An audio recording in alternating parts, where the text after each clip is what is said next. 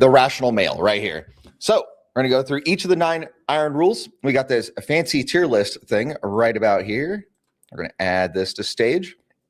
And we've got the 9 various rules right here. We've got icons representing them. What I'm going to do is I'm going to read a passage out of the rational male associated with each of these iron rules, and I'm going to go ahead and put them on a tier list, and I'm going to be looking at it both from a married perspective and from a single man's perspective, and kind of give some explanation and some thought process that I take around it.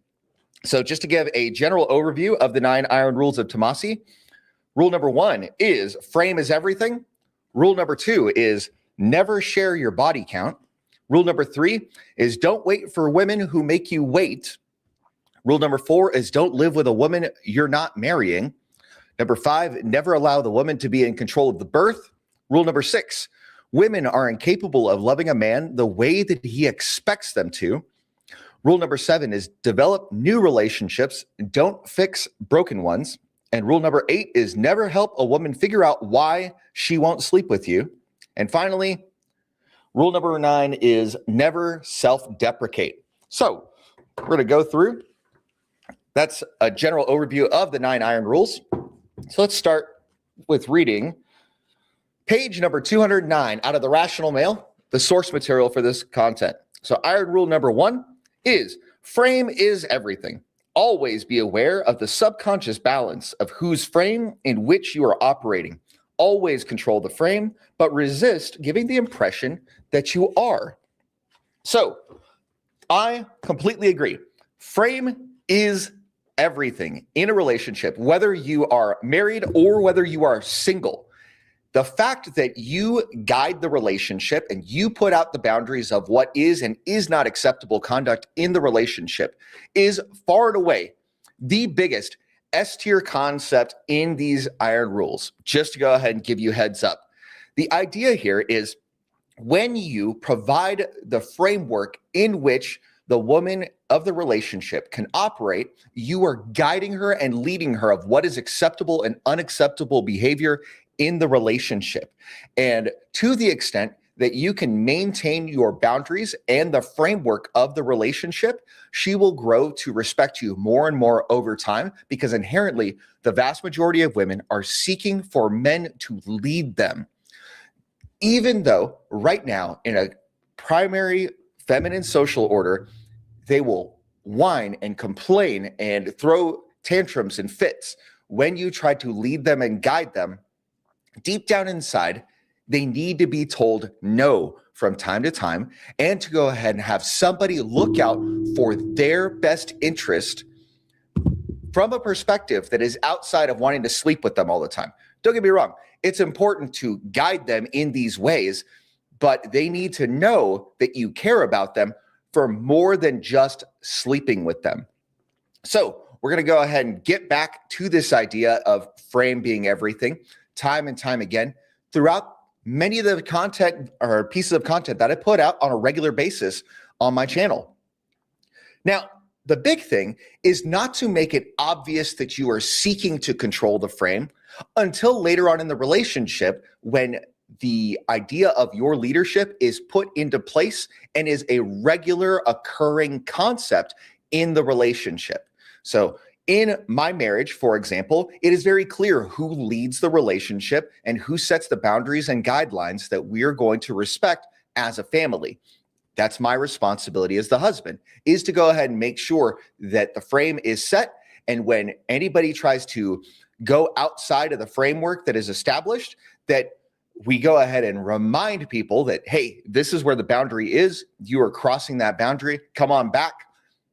Very easy stuff. You don't have to go ahead and get really pissed off or mad at people to reinforce a boundary. You just need to be calm and collected and direct.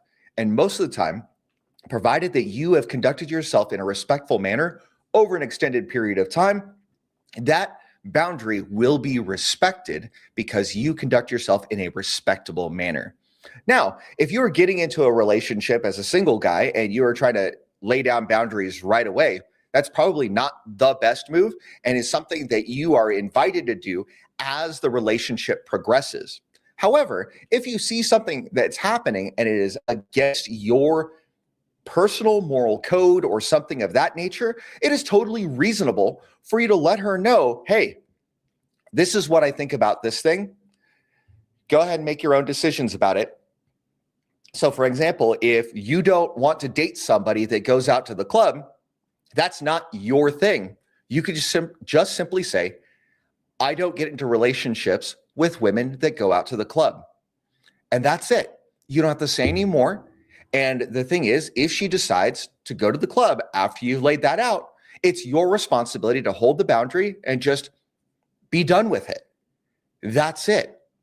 Sometimes it is just that simple. Though she's going to complain and whine and cry and do all this caterwauling when you enforce a boundary for the first time.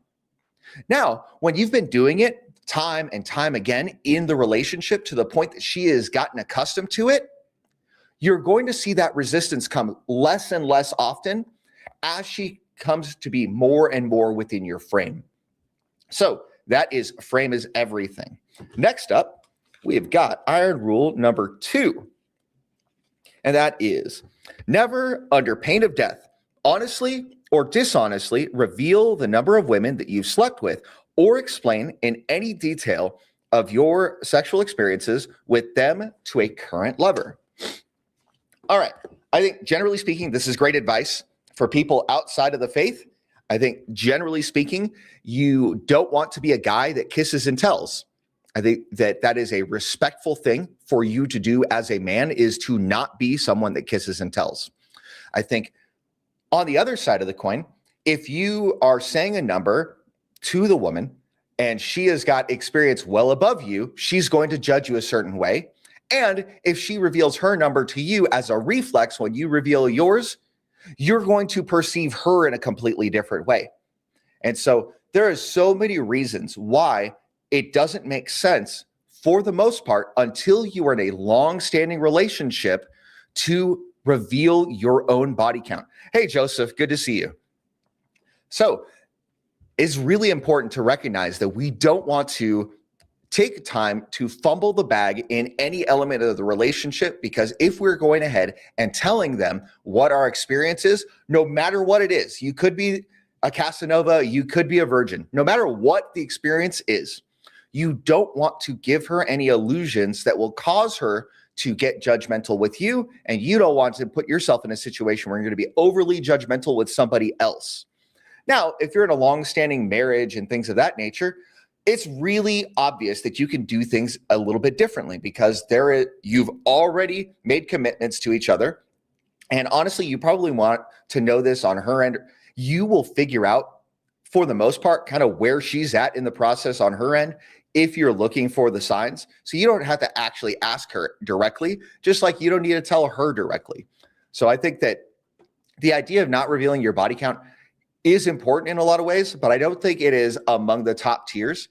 I think that different people in a marriage relationship will go ahead and take a look at this differently. So because of that, I'm going to put that solidly in the B tier, because there are other things on this list that are more important to a relationship.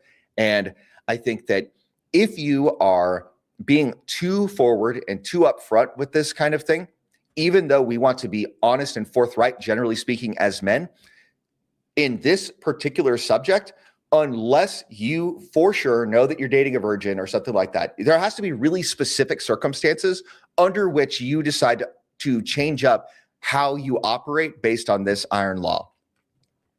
Let's look at the next one.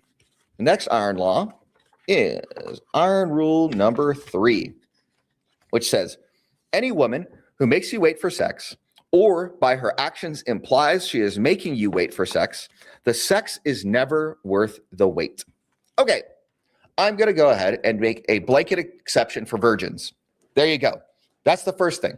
If she's a virgin, yeah, I think it's probably a good idea to not spoil that if you are not going to marry her.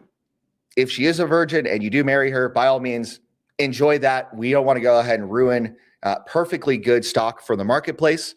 I think that that is incredibly important for us to recognize, that we don't want to be that guy that's doing these things. Now, when you're dating or in a relationship and she's putting an artificial limiter on you, like she's saying, we're not going to be sleeping together until the third date. She's making a rule for you that if she is already sexually active, chances are she has broken that rule for other men. And if she has broken that rule for other men and she's setting that rule up for you, what she's telling you indirectly is that she is not attracted enough to you to let go of rules that she is using to protect herself. She is not that into you.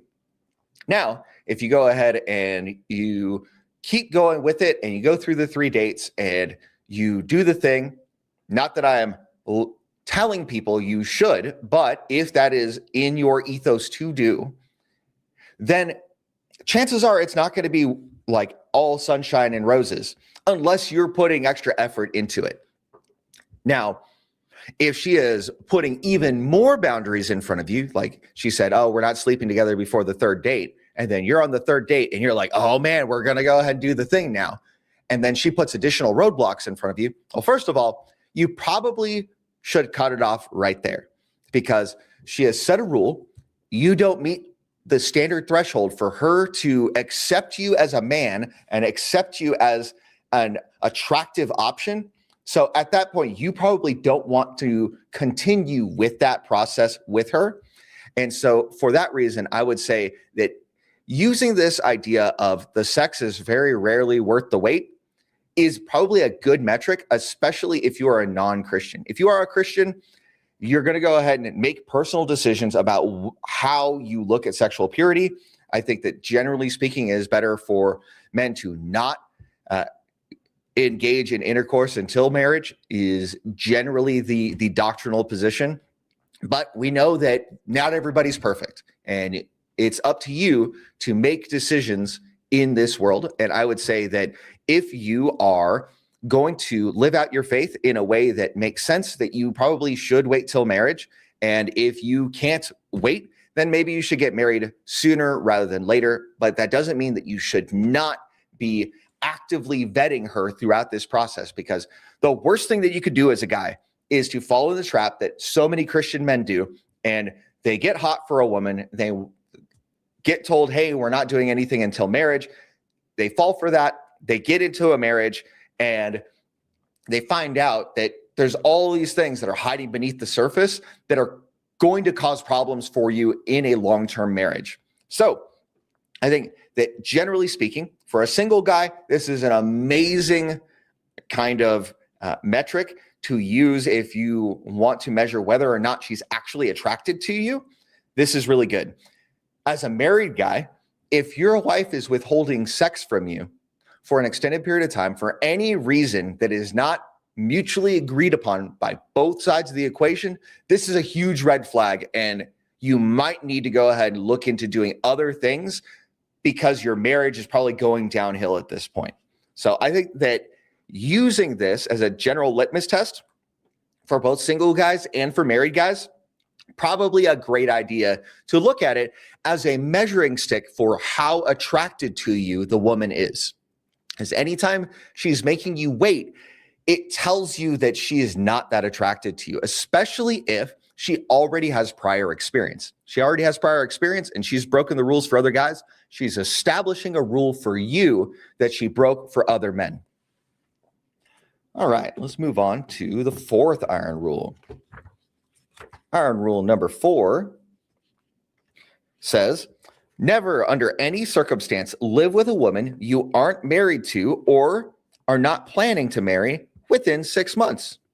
I think this is great overall advice that generally speaking, you don't want to be cohabitating with a woman or living with a woman in any way that could be mistaken to be looked at as marriage by the state without your consent, right? There are certain states, Texas is among them, where if you just say that you're married and you live together, you could be looked at as a common law marriage. And then in the event of a breakup, there's significant consequences for you as a man as far as your finances, your wealth, and any potential items in terms of things that you purchased together. So I think that generally speaking, it is a great idea not to play house. And as a Christian, I think you probably should not be living together before marriage anyway. It's the same kind of thing as not sleeping together before marriage. Doctrinally speaking, that is what the word says on the matter. And people will come up with their own decisions on how they're going to approach these ideas as adults. But I think that generally speaking, it is not to your advantage to live with somebody that is not your wife or someone who is very closely going to be your wife. In fact, I would say that it's probably not a good idea to live with somebody that's not with your wife, generally speaking. So in terms of iron laws or iron rules, I'm going to put it up in the A tier. I don't think it's as strong as maintaining frame, because frame is everything, and everything associated with the relationship and how you conduct yourself and how things are going to go in the relationship have a lot to do with frame. So by far, S tier. Not living with someone until you're married is very high up there as well, mostly because there's legal implications and implications on your money. And the thing is, yeah, it could sound good to save money on expenses and things like that, like a roommate, but there are other implications that come with that. And if you have too much familiarity and too much closeness over an extended period of time in your relationship, you're going to end up with substantial problems because you're not going to have the proper time to be apart from each other so that absence can make the heart grow fonder. And so for these reasons, I'm going to leave it up in A tier. And I think it is a good general rule for men, whether you're single and if you're married, you should be living together unless you have an exceptional circumstance. Like, for example, one example is maybe you want to maintain separate households for the sake of security, and you go ahead and live together every now and then, or in a polygynous kind of relationship. If you don't want to have this gigantic house for each of the wives and you want to have separate houses for different wives, that all makes sense too. I'm not here to promote that, but I'm saying that these are circumstances where this application in marriage may not make 100% sense, but generally speaking, it makes great sense. Next up is iron rule number 5. Iron rule number 5 is never allow a woman to be in control of the birth. All right. So if you are getting ready to sleep with a woman and you're not married to her and you have no intentions of having children with her, it's probably in your best interest to not trust her in terms of whether or not she's on birth control. Because here's the thing. She could tell you that she's on the pill. She could tell you that she's taken her pill, but you're still trusting her to have actually done that. And for her to have actually done it for an extended period of time for it to actually be effective. Because birth control pills, generally speaking, they take a few doses in order for you to have the proper birth control protection. Whereas if she ceases taking the birth control for, say, a week, that birth control is probably not effective if she starts taking it again that next day. So I think that generally speaking, women are not 100% responsible with a lot of the things like the medications that they take. And I would much rather take responsibility and take control of my part in the child coming into the world process. And I'm going to go ahead and just wrap up. I'm going to go ahead and put on a condom. If I'm not ready to be a father, I'm going to take that responsibility. And in addition to, when I'm done, I'm going to go ahead and flush the condom myself. I'm not going to throw it in the trash. I'm going to buy my own condoms because I'm not going to go ahead and have her do this thing where she pokes holes in the condoms and then says, oh, here's a condom, put it on, so that she could baby trap you. I don't want to be put into that circumstance, and I don't want you guys to be put in that circumstance where something happens and you think that you're doing things right, but she has set you up for failure, or you have unintentionally set yourself up by failure or for failure because you just throw the condom in the trash.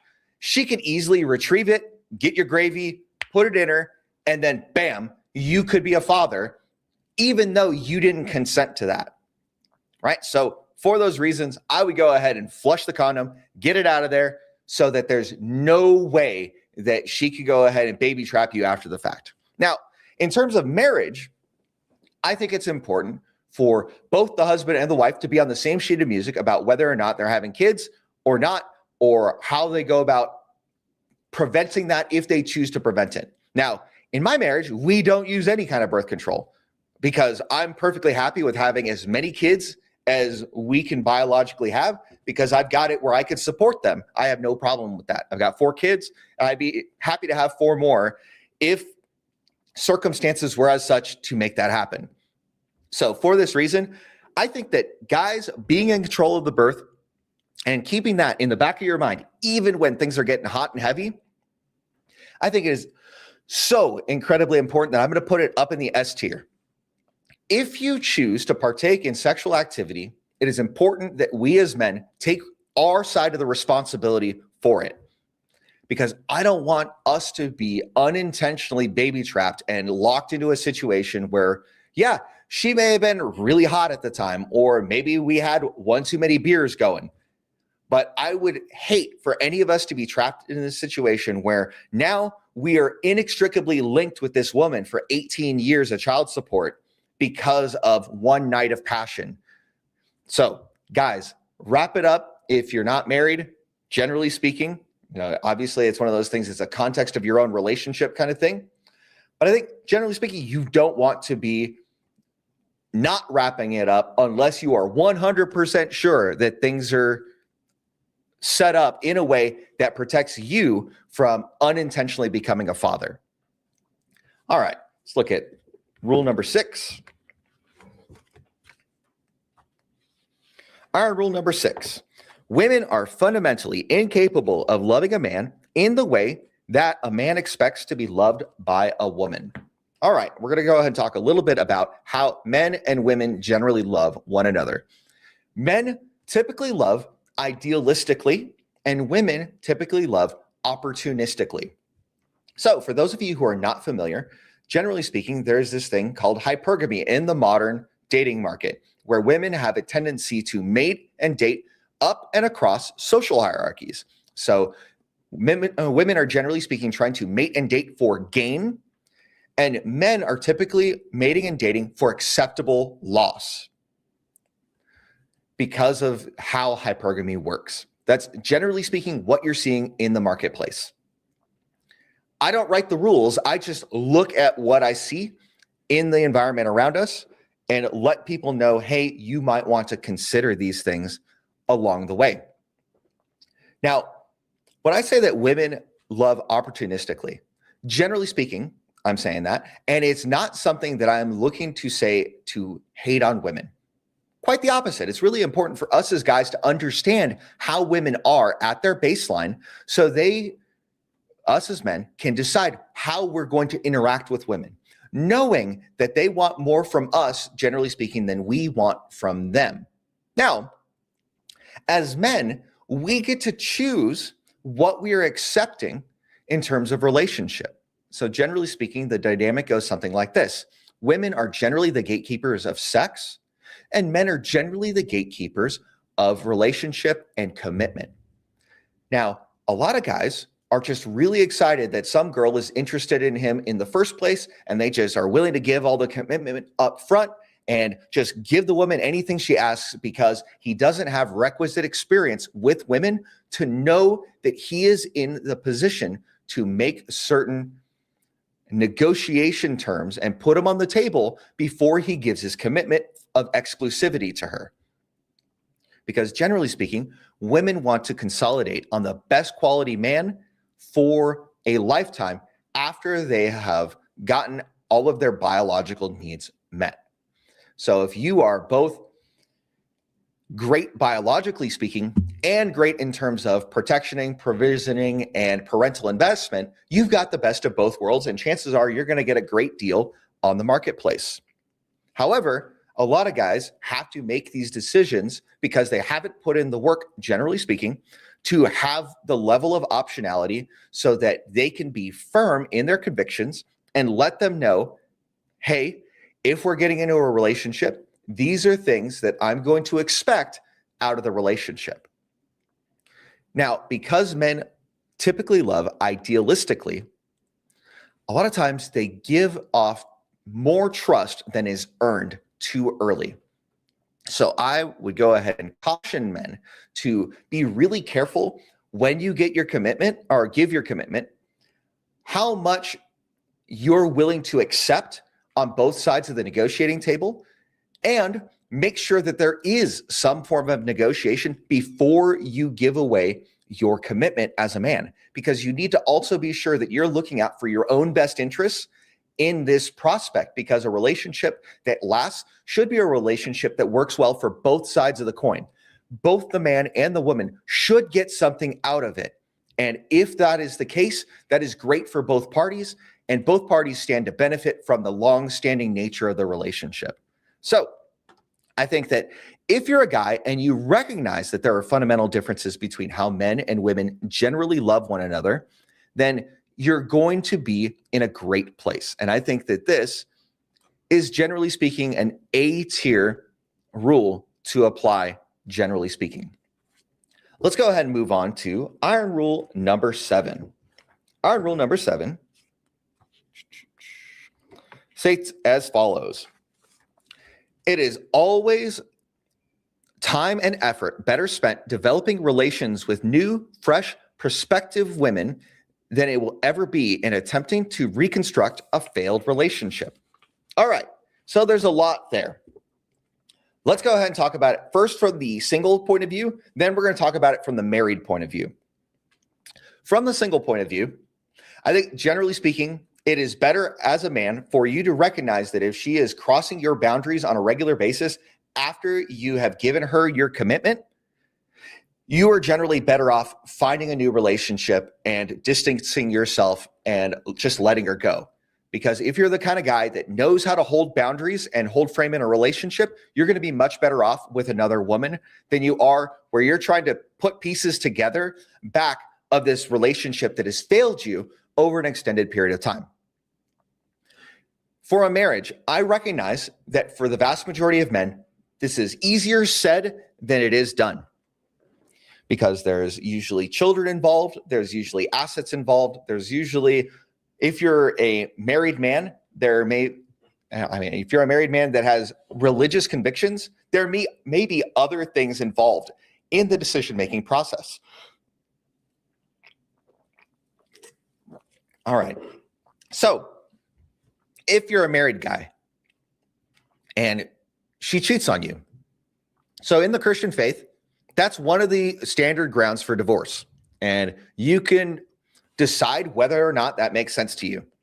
Now, in my relationship, if my wife ever cheated on me, I understand that I've got the kids and I've built up a bunch of assets and all that, but that's enough for me to say, that's it, we're done. Just one instance is enough for me to cut it off, and that's it. Because I know that I can go back on the market and I can find another attractive mate that can go ahead and bring me the things that I expect of a wife for an extended period of time. Will the divorce cause me to lose some of my assets? Absolutely. Do I have any concern whether I'm going to lose my children? Not really. I've put myself in a really good position where I think that my older children would definitely decide to live with me, and my younger children would probably go along with, because generally speaking, judges in Texas don't want to split up a family. So for those reasons, I'm not concerned about the child support and custody side of divorce.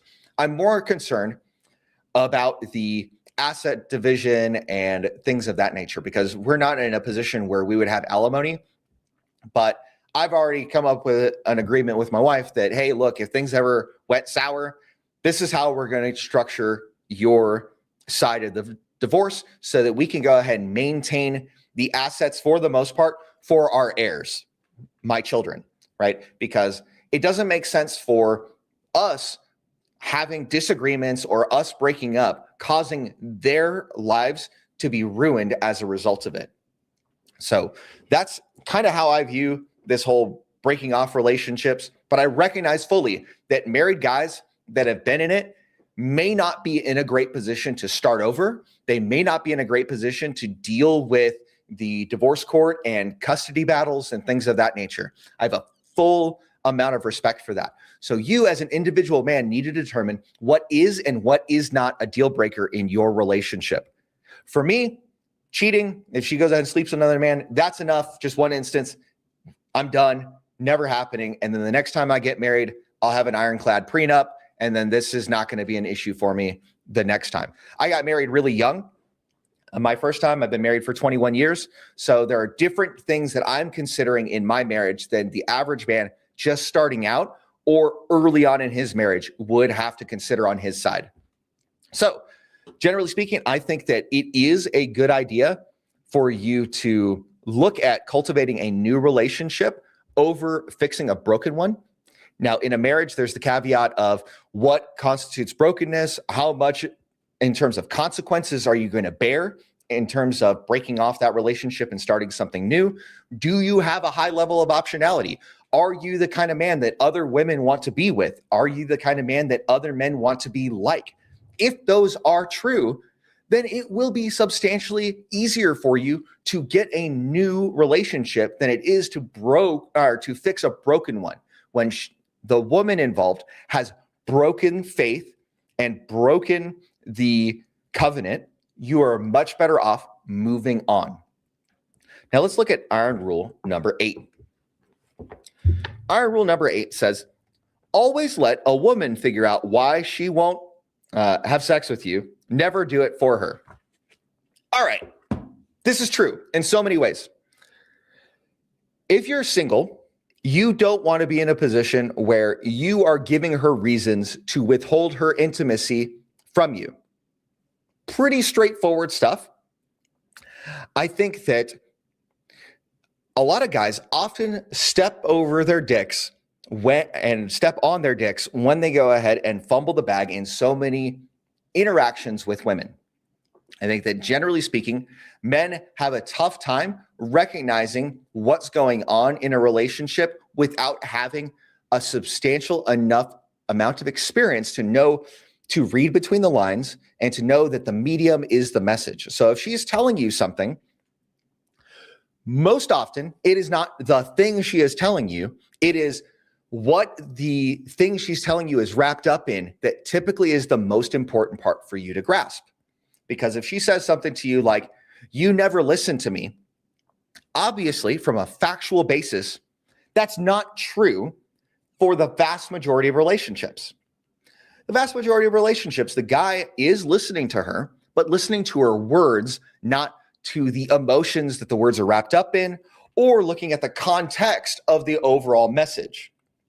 So when a guy is listening to the words that are coming out of her mouth, that may or may not meet the intent of what she is looking for.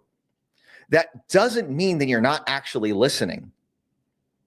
So when you fumble the bag in these different interactions with women, you are unintentionally giving her reasons not to sleep with you. By the way, the same is true in a marriage. And a lot of guys will fall for this crap day in and day out. In fact, I released a video earlier this week about henpecking and how henpecking is probably the number one way that women will reduce men to a former shell of themselves. Other people put it like this. It's the betadization through 1,000 concessions. Same concept. It's just put out in a different way so different guys can understand the message. And it goes something like this. Every time you concede and you give up your preferences for the sake of giving up preferences, and every time you give up your convictions because she asks you to, you lose a little bit of your self-respect every time that happens. And every time she asks you to give up a conviction for her and you do, she loses respect for you one piece at a time, which is really unfortunate how a lot of guys, they just want to make their wife happy or they want to make their girlfriend happy. And so they think that making her happy is giving up his own preferences. And I think that by all means, that is one of the worst things that you could do as a guy, because when you no longer have the ability to express yourself, to express your preferences, to express what boundaries or what you will and will not accept in a relationship, you won't be able to maintain frame. This incredibly important thing that you need to be maintaining in a relationship so that you can be leading the relationship and she can feel comfortable in your leadership. If you give up on your convictions just because she asks, you are setting yourself up for a huge mountain of failure that at the first time that you see it, it's not going to seem all that hurtful. It's just going to be like, oh, yeah, whatever. I'm just giving up my needs for her and I'm putting her above me. Anytime you put a woman on a pedestal above you, you are telling her that she is more valuable than you, and you are treating her like a pop star, and she gets to start looking at you and treating you like a fan. Now, I don't know if you guys have ever been to a concert, but there's the stage and then there's the lower level. There's a reason why there's a differential there, right? It's not just for acoustics, but it's to go ahead and show a status difference. And there is a difference between the performer and the average person watching. And so you as a guy do not want to put yourself in that situation where you are kowtowing to her needs, her wants, and her desires. And basically, you end up subjugating yourself to her emotions. And I don't know if you guys have experienced this, but women are substantially more emotional, generally speaking, than we are as men. We can be more consistent. We can see longer term, generally speaking. So we can look at this individual thing that we're doing, this decision, and we can go ahead and look at the second and third order effects of what's going on and make good and sound decisions, because generally speaking, men are deductive problem solvers. So we see the problems out in the world and we know that we're going to go and look for the pieces of the puzzle to fix the problems. So for all of these reasons, I think that never giving her a reason for you to get her to not want to sleep with you is probably smart. You don't want to be doing that. So let's go ahead and put that right here. It's near the top of A tier. Now, for the last but not least, we got iron rule number 9. Iron rule number 9 states, never seriously self-deprecate with a woman you intend to be intimate with. All right. So never seriously. So that means if you're joking and it's clear to everybody involved that you're joking, that's not what we're talking about. What we're talking about is when you talk down about yourself and you genuinely believe it. It is not to your advantage as a guy to ever put yourself down in front of a woman that you intend to be intimate with, especially if you're married. This goes hand in hand with the previous law. Like, you don't want to be in a situation where you are giving her reasons to not sleep with you. Now, if you self-deprecate and you bring your status lower and lower and lower, she will begin to believe it. And if she believes that you are lower status than her, if we go ahead and think back to a few rules ago where we talked about men and women loving differently,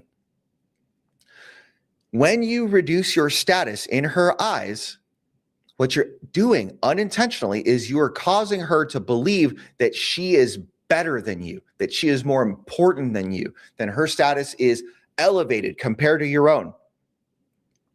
That is never a good thing in a relationship, for her to believe that she is more important in the relationship than you are. Now, there's something to be said if you want to go ahead and look at yourself as equals in terms of dignity and worth, but in terms of status, she wants to be with somebody she can look up to, generally speaking.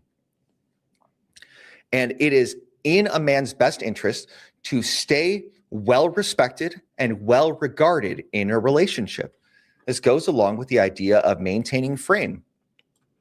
Because if she doesn't respect you, she will not want to jump your bones, first of all. Like, that's the short-term thing. Secondly, if she does not respect you, she cannot truly love you the way that you want to be loved, admired, and respected. The respect comes first for women. If they do not respect you, all the good things that you would expect in terms of love and intimacy from a woman, you can expect to not get any of those things from her if she doesn't respect you.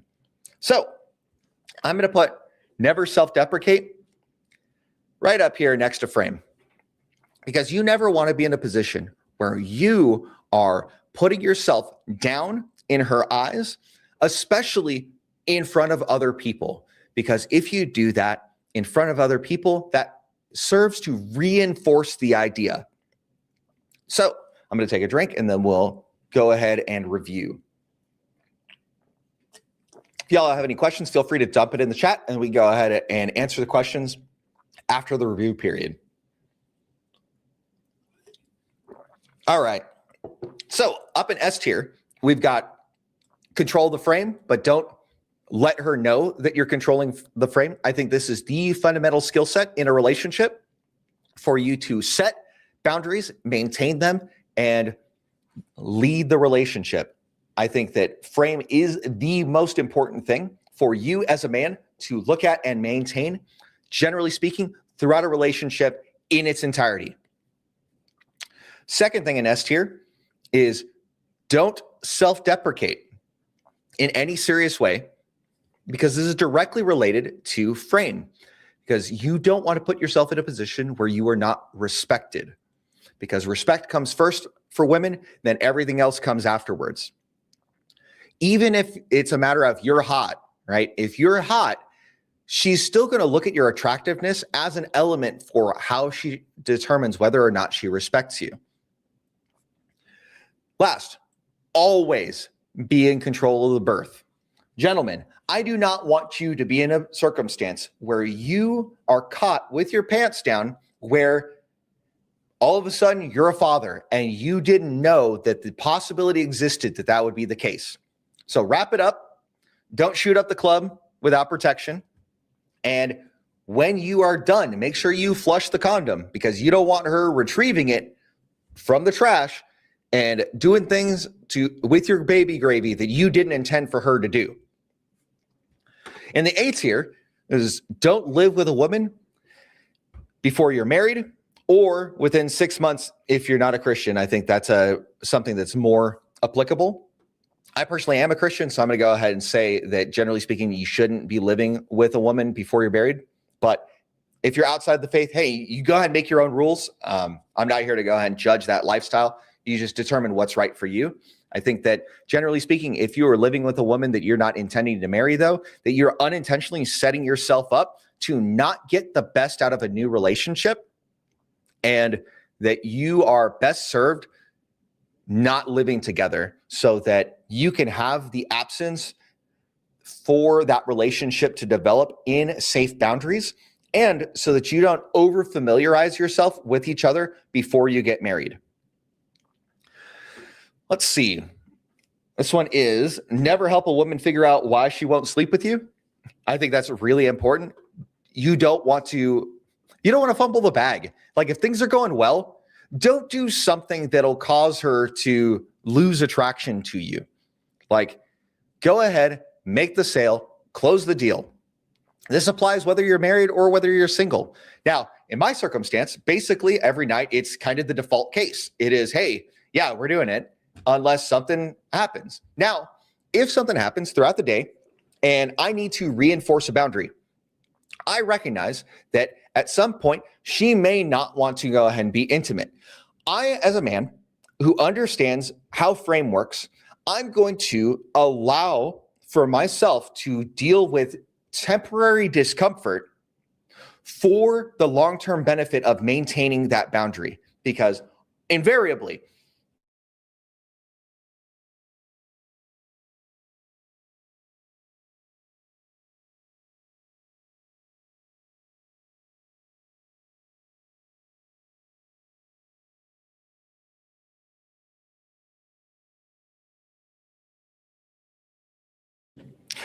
when I set the boundary or I reinforce the boundary, she may have gotten emotional about it. And if she's emotional, it doesn't make sense for you to get into an argument with her, because she's not going to be rationally minded, generally speaking. Usually, you are much better off as a man if you go ahead and wait for her to be calm and then have a proper adult conversation after the fact. But I'm not going to go ahead and let her use what's in her pants to control me. I'm not going to let her use intimacy as a carrot and a stick, because that's not good for either of us. Because if I go ahead and give in to that, then all of a sudden I'm letting her henpeck me down the way. And this is a mistake that so many men make, is they don't have it where intimacy is the default. And so they are struggling for any form of intimacy, any form of closeness, and they are more vulnerable to henpecking as a strategy when women want to use intimacy as a reward and a punishment tool against men. If a woman is using intimacy against you as a punishment tool, this should be a gigantic red flag to you. That one, she is not attracted enough to you for her to want to be close to you, even if she's emotional. So that's something for you to go ahead and watch out for as a guy. So that's why this idea of never help a woman figure out why she won't be intimate with you, why that's up in A tier. Next up is the idea of whenever a woman makes you wait for intimacy, chances are it's not worth it. Once again, I separated out the idea of whether or not you have religious convictions about the matter. So I think that if you have religious convictions on the matter, operate according to your religious convictions. I got nothing negative to say about that. I think it is incredibly important for a man to have foundational beliefs and to act in accordance with those foundational beliefs. But if a woman is artificially using intimacy to delay things or anything like that, she's making rules for you that chances are she did not make for other guys. Now, another caveat here is if she is genuinely a virgin, yeah, it's reasonable for her to ask you to wait until marriage for her to give up her virginity to you. The basic idea why is, say that you were in a relationship with this woman and you guys have been together for a year and then you broke off and she gets into a relationship with another guy. If she has held the standard consistently that you guys aren't sleeping together until you're married, well, now she has her virginity to offer to the next guy. And like, I know it sucks to think about this from a social perspective sometimes, but it's really important for us as guys to recognize that we don't want to ruin things for everybody else in the marketplace too. That it isn't just about us getting ours at the moment. Because here's the thing. If you want a woman to sleep with you, you probably shouldn't be hunting after virgins to begin with. Right? Now, if you're a guy and you value sexual purity, then chances are you're okay with waiting for a virgin anyway. So in either circumstance, I would encourage men to operate in accordance with their own values. But if she is putting impositions and rules on you and you don't consent to those rules, chances are what's coming after the wait is not going to be worth waiting for, is the general rule. And I think that that is true, generally speaking. Let's see. Next up, we talked about how men and women love differently, how women typically love opportunistically and men typically love idealistically. And this has a lot to do with hypergamy, how women want to mate and date across and up social and other dominance hierarchies. So when a man expects a woman to devote herself completely to him and he hasn't done the work to establish the frame, right? The highest value thing here in our tier list, it's reasonable to not expect that she's going to operate in concert with your framework if you have not put it out there to be a condition of the relationship in the first place. And if you're not maintaining boundaries along the way. Next up in the A tier, we had, it is generally speaking for you to build a new relationship than for you to try to fix a broken relationship. We talked generally speaking about the difference between this applying as a single man and this applying as a married man. As a single man, I think generally speaking, you're just better off if she is completely disregarding your boundaries and she will not respect the things that you have laid out for her, you are better off finding a new relationship. And as a married guy, this is substantially tougher because there's generally going to be kids involved. There is joint assets a lot of times if it's a long-standing marriage. There may be religious convictions involved. I think that as a man, if you have your convictions well in hand, you are still better off building something new than trying to fix something broken. Now, I'm going to go ahead and give that a caveat because if in terms of religious convictions, there are rules in your religion that determines whether or not you can divorce a woman. In my belief set, abandonment and adultery are two scriptural groundings for divorce. And in the event of adultery, I would divorce my wife immediately. I would not give it a second chance because cheating for women is very different than cheating for men. Generally speaking, a woman has to be emotionally detached from a man in order to cheat on him. Whereas a guy can go on a business trip, sleep with somebody there, and then still come home and love his wife. They're detached. I'm not saying that it is good, but I'm recognizing fundamental realities that exist between men and women and how even though it is unfair, life isn't fair, and our biology between men and women are fundamentally and intrinsically different. So even if we go ahead and look at the Old Testament, there were different rules for men than there were for women. In fact, the idea of a male virgin is never brought up in the Old Testament to begin with, whereas virginity was highly prized for women in the Old Testament. Again, when a guy was to go ahead and sleep with an unmarried woman, it would never be considered adultery. I could go ahead and do other videos highlighting why that was the case in the old law. But just I'm getting the point across that in different religions and different biological realities, there are differences between men and women, and it is well recognized.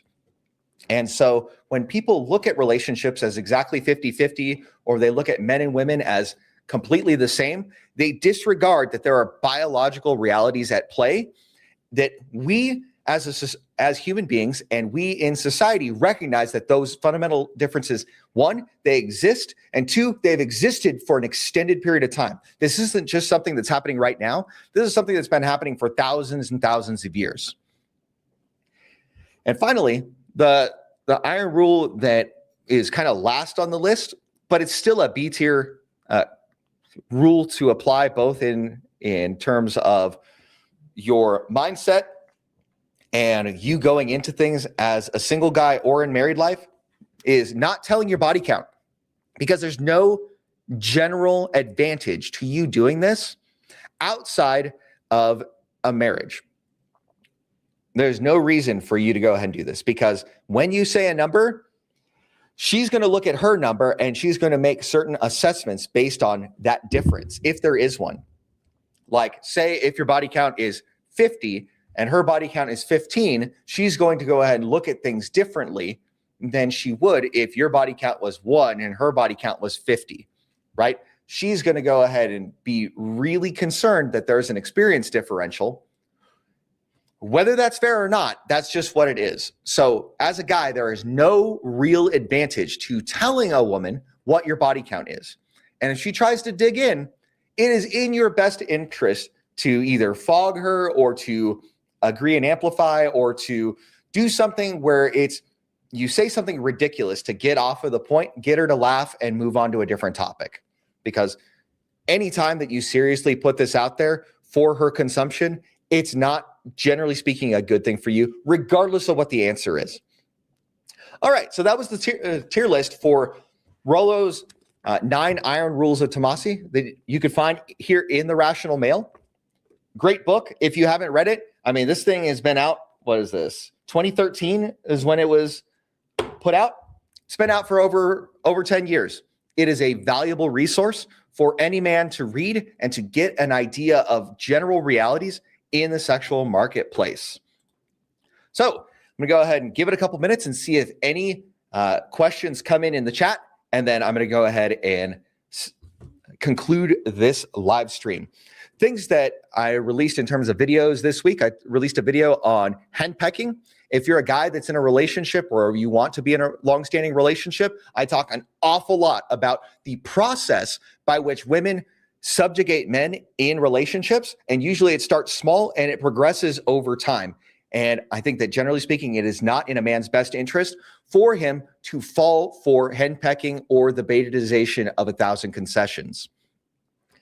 Additionally, let's see, what was the other one that I had released? Let me go ahead and share this screen. We're going to stop the share screen. We're going to present this screen right here. I'm going to move this over. Yeah, we don't need to be worrying about analytics. We're not talking about that. We're going to look at content. So let's see, what else did I do today? Let's get back on StreamYard. Which share screen? I want to share this window. Share it. Okay, cool. And add it to stage. All right, so let's see. Marriage is slipping away one decision at a time. That's the one about henpecking. And then the other one was your wife stopped respecting you, and here's why. And it's talking about different levels of respect that people have in a relationship and things that you do as a guy that have caused you to have respect lost over time. Also, this week, I had released a video about a short stint on one of the Pearl Daily shows. She was talking about the 666 rule and whether it applies. And I had a 4.5-minute segment on her show. So if you want, go ahead and check that out. And then another thing that I had done this week was I sat down with Dr. Stephen Baskerville and A Male Space. And we talked about Dr. Baskerville's book, A Gentleman's Guide to he's a gentleman's guide. And basically it's a handbook for men that want to develop themselves into modern day gentlemen. And it was a fantastic read and it was a great conversation. And then I also had a conversation with Paul Elam earlier this week. It was on Tuesday. And we talked about whether or not the modern church is failing men. And that was a great conversation. I would highly recommend checking that out. In fact, I'm going to go ahead and share that in the chat so that if you guys want to go ahead and take a look, that's something that I would recommend you guys take a look at afterwards.